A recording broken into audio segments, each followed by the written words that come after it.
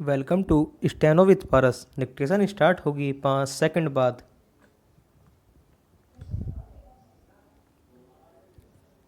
Start. अध्यक्ष महोदय, मानव संसाधन विकास मंत्रालय की मांगों के संबंध में बोलने के लिए मैं खड़ा हुआ हूँ। शिक्षा की पद्धति के बारे में, उसमें परिवर्तन लाने के बारे में, इस क्षेत्र में हमें जो असफलता हाथ लगी है उसके बारे में अभी मेरे मित्र ने बहुत कुछ कहा है। दुर्भाग्य की बात यह है कि देश में सभी लोग यह मानते हैं कि शिक्षा में प्रगति नहीं हुई है। शिक्षा पद्धति में आमूलचूल परिवर्तन नहीं हुए हैं, लेकिन फिर भी इस दिशा में कुछ किया नहीं जाता है।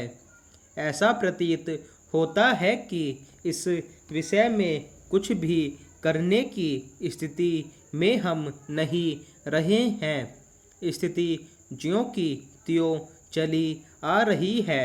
इतना होने पर भी शिक्षा की मद पर होने वाला जो खर्च है और जो उसके लिए धनराशि आवंटित की गई है वह भी बहुत थोड़ी है।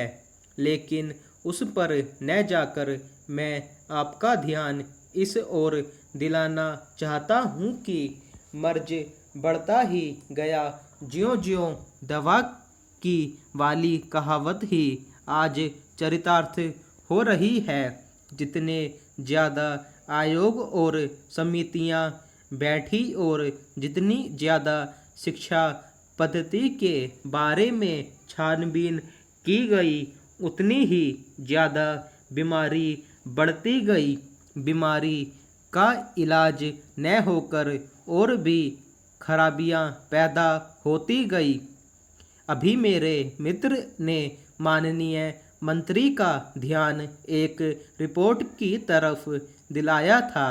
इस तरह की बहुत सी रिपोर्टें हैं।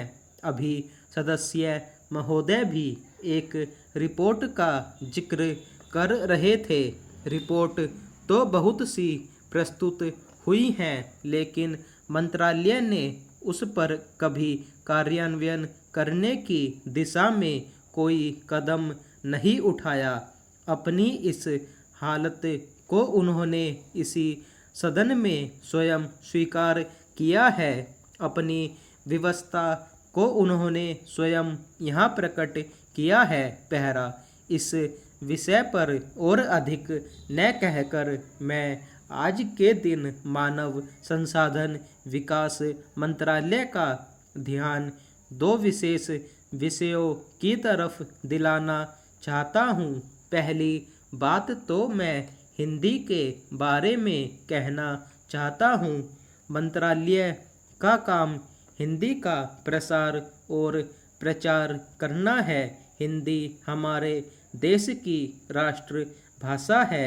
संविधान ने उसको राष्ट्रभाषा का स्थान दिया है, लेकिन हिंदी को वह स्थान अभी तक भी ठीक से प्राप्त नहीं हुआ है।